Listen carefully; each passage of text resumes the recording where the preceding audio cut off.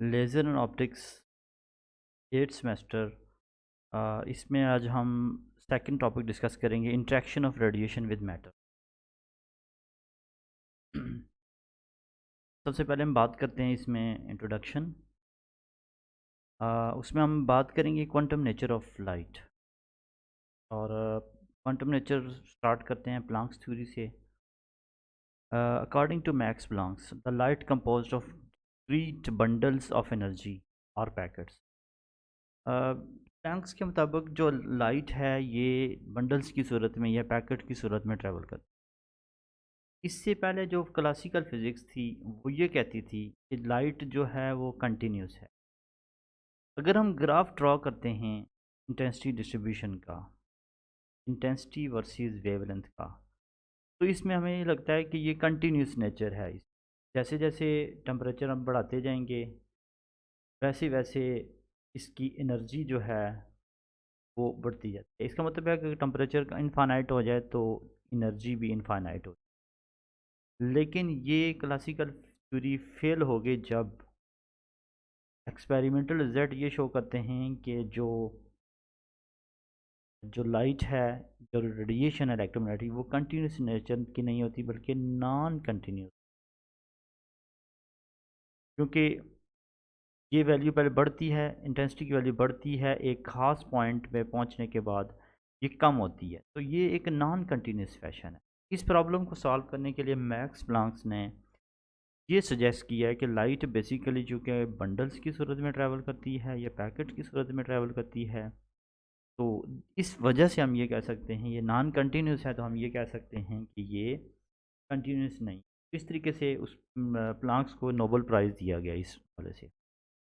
ये इसकी इक्वेशन थी is equal to H F, और एफ़ के बजाय हम न्यू यूज़ करेंगे, फ्रिक्वेंसी के बजाय हम यहाँ पे एक नया सिंबल न्यू यूज़ करेंगे कि एनर्जी जो होती है वो एच एफ के इक्वल होती है। एनर्जी फ्रिक्वेंसी पर डिपेंड करता है। लाइट की फ्रिक्वेंसी अगर आप बढ़ाते जाएंगे तो एनर्जी भी क्या होती जाएगी, बढ़ती जाएगी। उसके बाद इसी आइडिया को आइंस्टाइन ने एक्सटेंड किया और इन बंडल्स को उसने फोटॉन का नाम दिया। ये जो पैकेट्स हैं, एनर्जी के पैकेट्स हैं, ये बेसिकली फोटॉन्स हैं। उसने फोटॉन पार्टिकल का कंसेप्ट दी। उसके बाद हम बात करेंगे next properties of photon. Photon जो है ये, photon is minimum energy unit of light. Photon जो मिनिमम एनर्जी यूनिट है लाइट की, मतलब सबसे कम एनर्जी की यूनिट होती है एक फोटॉन, और उसकी एनर्जी होती है is equal to H nu. और फोटॉन जो होते हैं ये स्मॉल वॉल्यूम के अंदर पाए जाते हैं या मिल सकते हैं हमें, यानी ये स्मॉल वॉल्यूम ऑक्यूपाई करते हैं। Photon is localise in a small volume of space. Photons remains localise when moves away from the light source. अगर ये एक बंडल हो फोटॉन का, तो ये इस वॉल्यूम के अंदर ये हमें मिलेंगे। इसकी प्रोबेबिलिटी है कि ये इसी वॉल्यूम के अंदर मौजूद होंगे। ठीक है, उसके बाद हम मज़ीद बात करते हैं फ़ोटॉन के हवाले से। फ़ोटॉन जो होते हैं ये स्पीड ऑफ लाइट से मूव करते हैं। दे travel with the speed of light. इनकी रफ्तार होती है 3 लाख किलोमीटर पर सेकेंड। ये एक सेकेंड में 3 लाख किलोमीटर का डिस्टेंस कवर करते हैं, और अगर प्रॉपर कहें तो 3 × 10⁸ मीटर पर सेकेंड ये इसकी रफ्तार होती है। Photon has zero rest mass. Photon का रेस्ट मैस ज़ीरो होता है, मतलब ये मैसलेस पार्टिकल्स है। Photon only exist as moving particles. Photon just basically move करते हैं, ये एग्जिस्ट करते हैं मूविंग पार्टिकल्स के तौर पे। फोटॉन पे कोई इलेक्ट्रिक चार्ज नहीं होता। फोटॉन क्योंकि अगर हम इसको इलेक्ट्रिक और मैग्नेटिक फील्ड से पास करवाते हैं तो ये स्ट्रेट मूव करते हैं, ये डिफ्लेक्ट नहीं होते, तो हम ये कह सकते हैं इसका कोई चार्ज नहीं होता। फोटॉन की इनका मोमेंटम जो है वो हम मालूम कर सकते हैं by using the equation energy. Einstein की energy equation is equal to M C square apply करेंगे। उसके बाद Planck's equation is equal to H F. अब इन दोनों को हमने कंपेयर करना है, तो M C square is equal to आ जाएगा एच एफ, और अगर एक सी को आप दूसरी तरफ डिवाइड करते हैं तो ये एम सी होता है momentum. Mass product of mass and velocity is called momentum. Because हम जानते हैं वी को हम सी ही पढ़ते हैं, स्पीड ऑफ लाइट।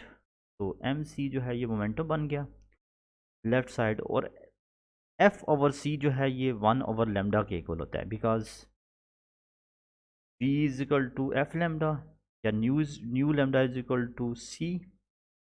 यहाँ से अगर हम फाइंड करें 1/λ तो वो हो जाएगा न्यू ओवर सी के इक्वल आ जाएगा। Nu over C is equal to 1/λ। तो P is equal to H over lambda. ये वही इक्वेशन है जो डी ब्रॉगली ने हमें दी, डी ब्रॉगली की इक्वेशन है। जो मोमेंटम होता है वो वेवलेंथ पे डिपेंड करता है। और फोटॉन की एक और प्रॉपर्टी के फोटॉन मैटर के साथ इंटरेक्ट करते हैं। यही बात हम इस लेक्चर के अंदर डिटेल से डिस्कस करेंगे कि फोटॉन मैटर के साथ या इलेक्ट्रॉन के साथ इंटरेक्ट करते हैं।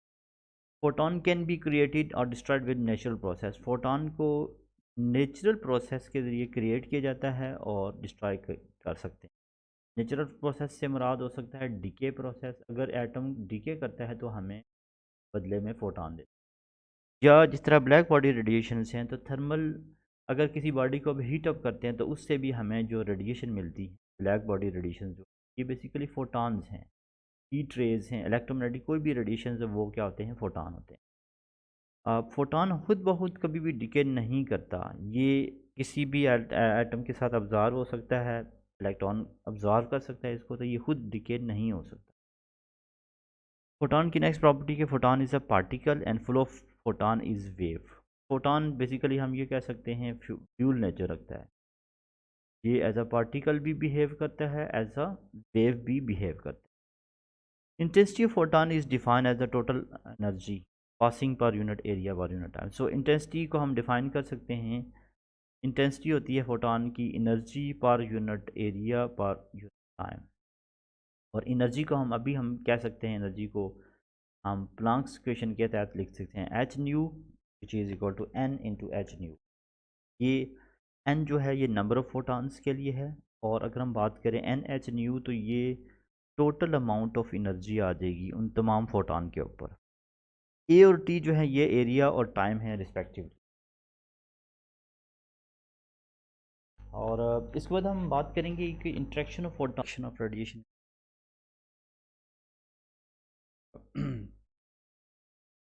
ये डायग्राम पे हम डिस्कस करते हैं सबसे पहले कि अगर लाइट इंसिडेंट करती है किसी भी मैटर के ऊपर, और मैटर की फॉर एग्जांपल एक्स, तो ज़ाहिर बात है मैटर कुछ रेडिएशन अब्ज़ॉर्व कर लेगा। सपोज करते हैं डी आई रेडिएशन अब्ज़ॉर्व हो जाती है, तो फिर ज़ाहिर बात है टोटल रेडिएशन जब यहाँ से निकलेंगी तो वो आई माइनस डी आई होंगी। मिसाल के तौर पे अगर इंटेंसिटी हो, अगर फॉर एग्जांपल 100%, इसमें से सपोज करते हैं कि मैटर जो है अब्ज़ॉर्व कर लेता है 40%, तो बाद में मिलने वाली इंटेंसिटी कितनी होगी, फिर उसके लिए हम क्या करेंगे, अगर 100% में से माइनस कर देंगे 40%, तो 60% हो जाए, यानी बाद में मिलने वाली रेडिएशन की इंटेंसिटी 60%। हम ये कह सकते हैं कि जो बाद में मिलने वाली रेडिएशन क्या हो जाएगी, वैसे हमें माइनस करेंगे तो हमें ओके थोड़ा सा हम रीड करते हैं। When the radiation interact with matter the light may undergo. अब ये जो लाइट यहाँ पे ऑब्ज़र्व हो रही है तो इसमें ये फिनोमेनस हो सकते हैं, कुछ लाइट रिफ्लेक्ट हो जाएगी, कुछ लाइट ऑब्ज़र्व हो जाएगी, कुछ लाइट स्कैटर हो जाएगी, और कुछ लाइट ट्रांसमिट होने के बाद एंड पे हमें मिलेगी। तो ये फिनोमेना इसके अंदर हो सकता है। और इंटेंसिटी डिक्रीज़ करेगी when the light travel through the medium. जब लाइट ट्रेवल करेगी इस मीडियम के अंदर तो ज़ाहिर बात है कुछ रेडिएशन अब्जॉर्व होंगी, कुछ रिफ्लेक्ट होंगी, कुछ स्कैटर, तो क्या होगा, इंटेंसिटी आहिस्ता आहिस्ता लाइट की कम होती जाएगी और डिक्रीज़ होती जाएगी।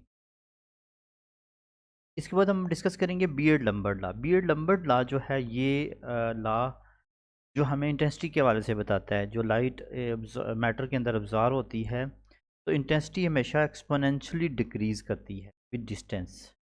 जैसे जैसे डिस्टेंस बढ़ता जाएगा, लाइट एक मीडियम के अंदर या मैटर के अंदर ट्रांसमिट करती है तो वो उसकी इंटेंसिटी डिस्टेंस के साथ साथ डिक्रीज़ होती है। इसी को हम बीयर्ड लंबर्ट लॉ कहते हैं। अब इसको थोड़ा सा एक्सप्लेन कर लेते हैं। Consider a beam of monochromatic light monochromatic का मतलब होता है सिंगल वेवलेंथ, ऐसी लाइट जिसका एक कलर हो या एक वेवलेंथ हो। मोनो का मतलब होता है वन, क्रोमेटिक का मतलब होता है कलर। तो मोनोक्रोमेटिक से मुराद होता है वन कलर। ऐसी लाइट जिसका वन कलर हो वो मोनोक्रोमेटिक कहलाती है। अगर हम एक सिंगल कलर की लाइट फेंकते हैं और मीडियम में से पास होती है, अगर उस मीडियम की थिकनेस डी एक्स हो तो इंटेंसिटी जो रिड्यूस होगी वो आई माइनस डी आई होगी when it is passing through the medium D x. तो ये स्लाइड बहुत इंपॉर्टेंट है क्योंकि ये इस टॉपिक के मतलब है। ओके, उसके बाद हम बात करने वाले हैं नेक्स्ट, इसकी इक्वेशंस के ऊपर बात करने वाले हैं, डेरिवेशन के ऊपर बात करने वाले हैं। तो इक्वेशन में से मूव करने से पहले हम बात करते हैं कि लाइट अब्जॉर्प्शन की बात करते हैं। नाम से ज़्यादा ऐसा फिनोमेना जिसमें लाइट इंटेंसिटी डिक्रीज़ होती है जब वो मीडियम के अंदर पास करे, यानी उसके अंदर अब्जॉर्व हो जाए, इसको हम लाइट अब्जॉर्प्शन कहते हैं। और अगर हम अब्जॉर्प्शन की बात करें तो अब्जॉर्व इंटेंसिटी जो होगी डी आई वो प्रोपोर्शनल होगी ओरिजिनल इंटेंसिटी के और द थिकनेस के। ये बात मैं आपको समझाता हूँ, बड़ी इंपॉर्टेंट बात कि अगर ओरिजिनल इंटेंसिटी आई ज़्यादा होगी, मिसाल के तौर पे अगर ओरिजिनल इंटेंसिटी अगर 100 हो, अगर हम बात करते हैं ओरिजिनल इंटेंसिटी अगर 100 है तो उसमें से 100 वाट पर मीटर स्क्वेयर है फॉर एग्जाम्पल, पर सेकेंड है।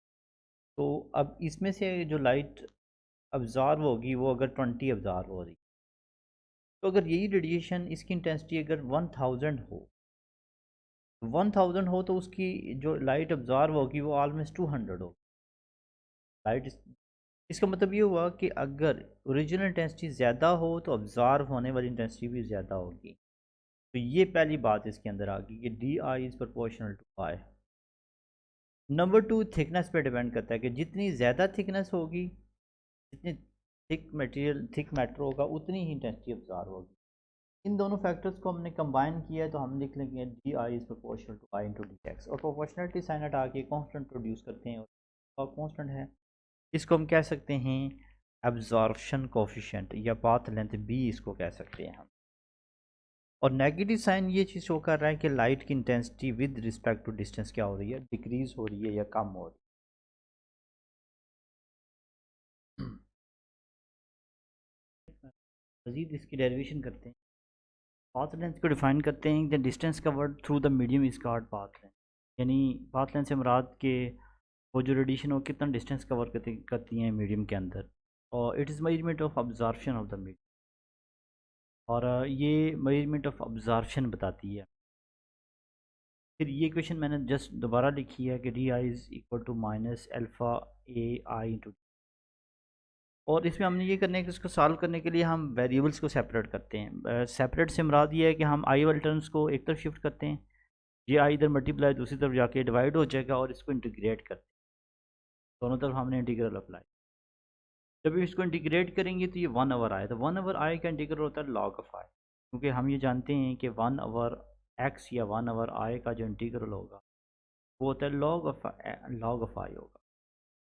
और अगर हम यहाँ पे बात करें तो ये अल्फ़ा कांस्टेंट है, अल्फ़ा बाहर आ जाएगा और 1 का जो इंटीग्रेशन होगा वो सिंपली x होगा। अगर वेरिएबल डी एक्स है तो 1 का इंटीग्रेशन क्या होता है, x।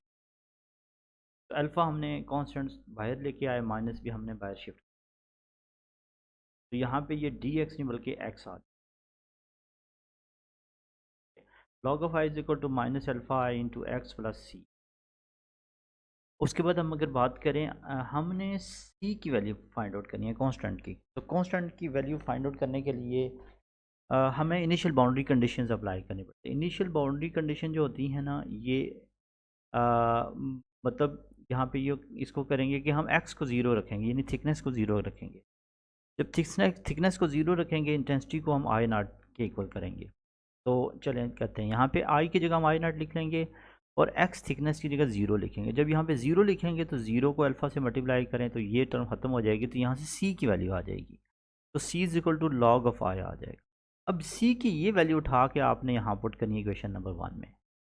इक्वेशन 2 से सी की वैल्यू इक्वेशन 1 में पुट करें तो हमारे पास अल्टीमेटली आ जाएगा log of I is equal to minus alpha x, ये डी एक्स नहीं बल्कि एक्स है।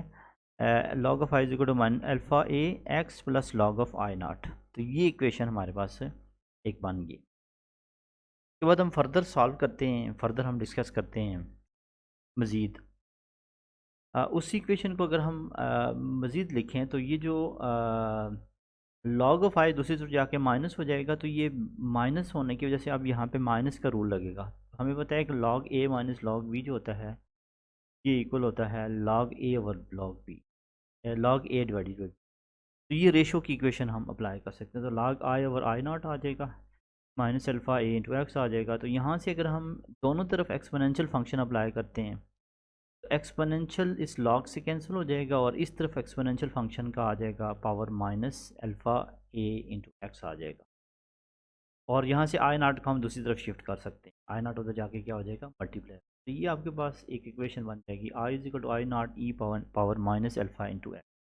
अब ये इक्वेशन क्या हमें बताती है? इक्वेशन हमें ये बताती है कि इंटेंसिटी फंक्शन है एक्स का, जैसे जैसे डिस्टेंस बढ़ेगा मीडियम के अंदर तो इंटेंसिटी क्या हो जाएगी, डिक्रीज़ होती है। It is the intensity of light at any distance.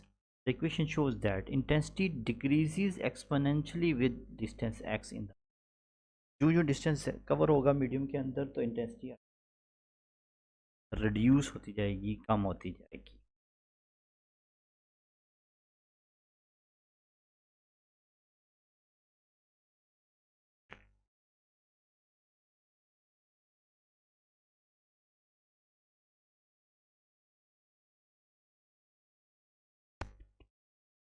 बात करते हैं हम लाइट स्कैटरिंग की। सबसे पहले मैं डायग्राम को एक्सप्लेन करता हूँ। ये डायग्राम जो है ये बताती है हमें कि फॉर एग्जांपल लाइट अगर इंटेंसिटी आई नॉट इंटर होती है इस मीडियम के अंदर, तो इसमें से ए परसेंट लाइट जो है वो अब्जॉर्व हो जाती है, रिफ्लेक्ट बैक हो जाती है। फॉर एग्जांपल 100% अगर इसमें से इंटर होती है तो ए परसेंट रिफ्लेक्ट बैक हो जाती है और इसकी इंटेंसिटी आई टू हम कह देते हैं।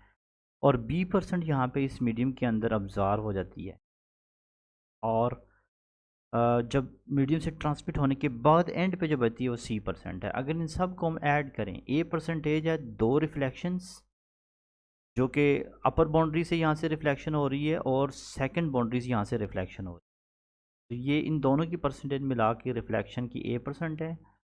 ए percent mean reflection, B percent mean absorption, C percent mean transmutation और ट्रांसमिशन जो इस मीडियम से पास होने के बाद में मिलती है। अब इन तीनों को ऐड करें, मिसाल के तौर पे अगर 100% आती है, अगर हम ये कहते हैं 30% अब्जॉर्व होगी और हम कहते हैं 40% रिफ्लेक्ट बैक हो गई है, इन दोनों सबसिस से मिला के 40% रिफ्लेक्ट बैक हो गई है, तो बाकी एंड पे हमारे पास कितनी बचेगी 30%।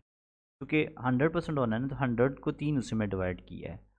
पहला पैसा हो गया 30, 40 फिर 30, तो ये तीन मिला के हम कहते हैं ये 100% रहता है। तो इसमें से कुछ लाइट स्कैटर भी होगी। स्कैटरिंग या रिफ्लेक्शन जो है, अगर हम बात करें फार्मूला जो अभी हमने ड्राइव किया था, तो I is to I naught E power, वहाँ पे यहाँ पे अल्फ़ा एस भी आपको इंट्रोड्यूस करना पड़ेगा क्योंकि कुछ लाइट क्या होगी स्कैटर हो जाएगी। स्कैटर होने की वजह से हम ये कह सकते हैं यहाँ पे एक कांस्टेंट इंट्रोड्यूस करना पड़ेगा अल्फ़ा एस। तो एब्जॉर्प्शन कोफिशिएंट था, यहाँ पे अल्फ़ा एस क्या हो जाएगा स्कैटरिंग कोफिशिएंट आपको इंट्रोड्यूस करना। ये वही क्वेश्चन है जो हमने पहले लिखी थी। और लाइट की जो रिफ्लेक्शन है वो भी हम जानते हैं कि जो लाइट रिफ्लेक्ट बैक हो रही है उसको हम रिफ्लेक्टिंग कह सकते हैं। अब फर्दर हम सॉल्व करते हैं कि अगर इसके बाद मज़ीद हम डिस्कस करते हैं कि जो रिफ्लेक्टेड बीम है, अगर हम बात करें यहाँ पे नज़र आ रहे हैं रिफ्लेक्टेड बीम जो आई टू अपर सरफेस से रिफ्लेक्ट हो रही है वो इक्वल होगी आई नॉट इंटू आर। ये फार्मूला हमें बताता है कि जो बीम है आई टू वो डिपेंड करती है ओरिजिनल इंटेंसिटी के ऊपर। ओरिजिनल इंटेंसिटी ज़्यादा होगी उतनी उसमें से जो प्रपोर्शन रिफ्लेक्ट बैक हो रही है वो भी ज़्यादा होगी। ये दोनों प्रोपोर्शनल है। आई टू जो है ये प्रोपोर्शनल है आई नॉट के। प्रोपोर्शनलिटी साइन रिमूव करके हम एक आर इंट्रोड्यूस करते हैं जिसे हम कह सकते हैं रिफ्लेक्शन कोफिशिएंट। रिफ्लेक्शन कोफिशिएंट जो है मीडियम की प्रॉपर्टीज़ पे डिपेंड करता है, ये पेयर ऑफ मीडियम पे डिपेंड करता है कि जो अगर फॉर एग्जांपल एयर हो और यहाँ पे मैटर में कोई मीडियम हो, आपके पास कोई भी एक शीट है कोई भी है, तो एयर मीडियम मैटर की प्रॉपर्टीज़ पे डिपेंड करेगा और इंडिपेंडेंट होगा डायरेक्शन ऑफ द प्रोपोगेशन, यानी उस पर डिपेंड नहीं करेगा, ये मीडियम पे डिपेंड करेगा और जहाँ से लाइट आ रही उस पर डिपेंड करेगा। तो अब्जॉर्ब इंटेंसिटी इन दूसरे लफ्ज़ में क्या हो जाएगी, आपके पास I1 is equal to I0 minus I2। अगर हम बात करें कि I1 जो है, I1 क्या होगा, जितना देरी बात, अगर इधर से 100 इधर जितनी रेडिएशन आ रहे हैं, फॉर इधर 10 रेडिएशन आ रही है, फॉर एग्जाम्पल 10 रेज आ रही हैं, उसमें से फॉर एग्जाम्पल 3 अगर वापस बैक होगी, तो बाकी कितनी, ये I1 कितनी होगी, उसके लिए हमें I0 में से I2 को माइनस करना पड़ेगा। अगर I0 में से हम I2 को माइनस करेंगे तो I1 हमें मिलेगा। I1 जो अब्जॉर्व है ये होगा I0 माइनस I2, और I2 की वैल्यू हमने अभी लिखी हुई है I0 इंटू, वो वैल्यू हम यहाँ पुट करते हैं। तो अगर यहाँ से I कॉमन आ जाएगा, I कॉमन आ जाएगा तो I0 कॉमन आ जाएगा, तो 1 माइनस, ये हमारे पास इक्वेशन नंबर 3 आ गई। उसके बाद हम डिस्कस करेंगे the light is partially reflected at the second surface. Second surface से भी लाइट क्या होगी, कुछ राइट रेज जो है ना वो रिफ्लेक्ट बैक होंगी। कुछ रेज तो पहली सर्फेस से रिफ्लेक्ट बैक हो रही हैं, कुछ सेकंड सर्फेस से रिफ्लेक्ट बैक हो रही हैं। तो वो होगी I is equal to I1 minus. उसके बाद हम डिस्कस करते हैं रेडिएंट और ट्रांसमिटेड। तो अगेन जिस तरह भी हमने एग्जांपल दी थी कि अगर ये यहाँ पे एनर्जी है, इंटेंसिटी है 10 और इधर हमारे पास 3 वापस चली गई, 7 हमें मिलती है, 7 अब्जॉर्व हो जाती है इस मीडियम के अंदर। अब 7 जो अब्जॉर्व, उसमें से भी हम कहते हैं कि दो, हम सपोज करते हैं कि I3 की वैल्यू 2 है, तो बाकी कितनी यहाँ पे रहेंगी, तो सारी बात है 7 माइनस 2 करेंगे, तो ये बाकी हमारे पास 7 माइनस 2 करेंगे तो 5 आ जाएगी। इसका मतलब ये हुआ कि जो I है ये इक्वल होगी I1 माइनस I3। I जो होगी वो इक्वल होगी I1 माइनस I3, और I3 की वैल्यू हमारे पास है I1 इंटू आर, ये हमने पहले पिछले लिखा हुआ है I1 इंटू आर। तो ये वैल्यू हमने पढ़ी, यहाँ से I1 कॉमन आ जाएगा 1 माइनस आर। अब ये जो I की वैल्यू आ रही है, ये अगर हम सॉरी I1 की वैल्यू यहाँ इक्वेशन 3 से यहाँ पुट करते हैं तो आ जाएगा I1 की वैल्यू इक्वेशन 3 से पुट करेंगे तो आ जाएगा I0 into 1 minus r, 1 minus r square हो जाएगा। तो ये हमारे पास इंटेंसिटी की एक इक्वेशन आ जाएगी, I is equal to I0 1 minus r square. Okay, अब इसमें दोबारा मैं ये चीज़ रिवाइज़ कर देता हूँ कि अगर यहाँ से जो लाइट आ रही है उसमें से कुछ रिफ्लेक्ट बैक हो जाएगी, कुछ इंटेंसिटी हमें यहाँ पे ट्रांसमिट हो जाएगी, कुछ अब्जॉर्व हो जाएगी। यहाँ से 10 अगर 10 की लाइट की इंटेंसिटी आ रही है, 3 इधर रिफ्लेक्ट बैक होगी तो यहाँ 7 रह जाएगी, और अगर 7 में से भी अगर 2 इधर अब्जॉर्व हो जाएगी तो बाकी 5 रह जाएगी। तो ये हमारे पास क्या है, इस तरीके से हम इसको कह सकते हैं कि लाइट जो आने वाली लाइट है वो रिफ्लेक्ट भी हो रही है, अब्जॉर्व भी हो रही है, और इस मीडियम से ट्रांसमिट होने के बाद हमें ये मिल रही है। और फाइनली कंक्लूजन हम बात करते हैं कि जो फाइनल इक्वेशन होगी ना इसकी, वो होगी I is equal to I0 1 minus r square e power minus alpha a plus alpha s. Alpha जो है ये क्या है, कोफिशेंट ऑफ ऑब्जर्वेशन है, alpha s coefficient of scattering है। तो ये फार्मूला हमें क्लियरली बताता है कि जो इंटेंसिटी है वो with respect to x decrease होगी एक्सपोनेंशियली, बिकॉज ये एक्सपोनेंशियल फंक्शन है, और ये डिपेंड करती है रिफ्लेक्शन कोफिशेंट के ऊपर, अब्जॉर्प्शन कोफिशेंट के ऊपर, और स्कैटरिंग कोफिशेंट के ऊपर। यानी इन मीडियम की, हर मीडियम की अपनी रिफ्लेक्शन की प्रॉपर्टी होती है, अपनी रिफ्लेक्शन की सलाहियत होती है, अब्जॉर्प्शन की सलाहियत होती है, और स्कैटरिंग की सलाहियत होती है। अगर के स्टैक हो, के मीन अगर एक मीडियम के बजाय हमें 2 मीडियम हैं, 3 मीडियम हैं, तो फार्मूले में यहाँ पे 2 के साथ भी के मल्टीप्लाई कर दें और इस फैक्टर के साथ भी के को हम मल्टीप्लाई करें। के से मुराद होगा कि अगर एक मीडियम है उसके ऊपर दूसरा मीडियम है, उसके ऊपर तीसरा मीडियम है। अगर 3 मीडियम है, फॉर एग्जाम्पल के की वैल्यू 3 है, तो आपने यहाँ पे इस फार्मूले के अंदर के की जगह 3 पुट कर देना है, तो हमारे पास इंटेंसिटी की वैल्यू आ जाएगी। डेफिनेटली इंटेंसिटी की वैल्यू मज़ीद डिक्रीज़ हो जाएगी अगर हम एक से ज़्यादा मीडियम को स्टैक करेंगे। आई होप भी आपको क्लियर हो गया। दोबारा से बता देता हूँ, अगर लाइट, ओरिजिनल लाइट की इंटेंसिटी फॉर एग्जांपल अगर 10 इंटर होती है, यहाँ पे कुछ इंटेंसिटी वापस रिफ्लेक्ट बैक हो जाती है और कुछ यहाँ पे अब्जॉर्व हो जाएगी, और अब्जॉर्व होने के बाद दूसरी तरफ से भी अब्जॉर्व होगी, यहाँ पे ट्रांसमिट होने के बाद हमें एंड पे कुछ। तो ये लाइट की इंट्रैक्शन है इस मीडियम के साथ। तो इसमें 3 तरह की चीज़ें हमने पढ़ी हैं, एक तो रिफ्लेक्शन, अब्जॉर्प्शन, ट्रांसमिशन और स्कैटरिंग, 4 तरह की चीज़ें। तो ये चीज़ हमने यहाँ पे। Thank you.